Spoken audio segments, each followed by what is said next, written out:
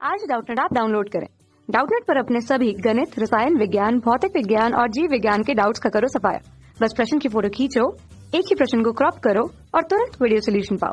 अभी डाउनलोड करें। क्वेश्चन हमारे पास दिया हुआ है, पूछा जा रहा है कि कला संबद्ध स्रोतों से क्या तात्पर्य है। तो हमें समझना होगा कि किस तरह से कला संबद्ध स्रोत होती हैं। तो अभी हम बात करें न्यूनतम तरंगों की संख्या के रूप में, तो न्यूनतम तरंगों की संख्या इसके लिए 2 होनी चाहिए।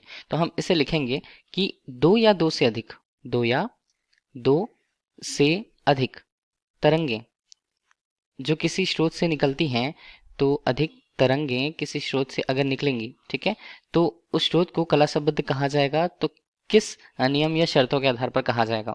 तो स्रोत जो है वो कला स्रोत होंगे कब की स्थिति पर? तो उसके लिए 2 शर्तें यहाँ पर होती हैं। तो शर्तों के रूप में पहली शर्त जो है कि दोनों जो तरंगे हैं, दोनों तरंगों के लिए तरंगों की आवृत्तियां समान होनी चाहिए। हम अगर लिखें कि पहले तरंग के लिए उसके आवृत्ति को न्यू1 और दूसरे तरंग के लिए उसकी आवृत्ति को न्यू2 अगर हम लिखें तो न्यू1 न्यू2 का मान बराबर होना चाहिए। तो पहली शर्त होती है किसी स्रोत के लिए उसके कला संबद्ध होने की।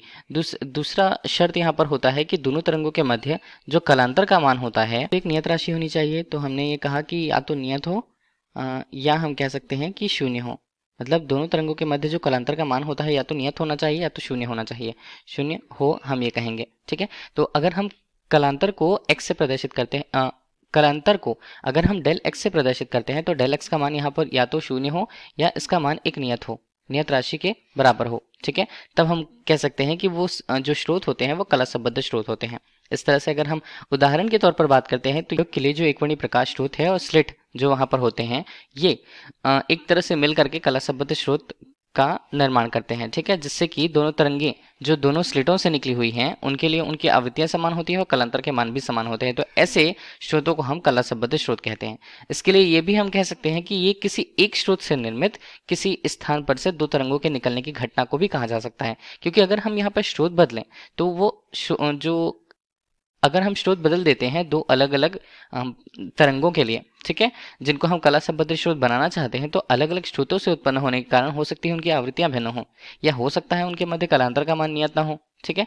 तो उदाहरण के तौर पर अगर हम देखें तो यंग का द्विस्लिट प्रयोग है।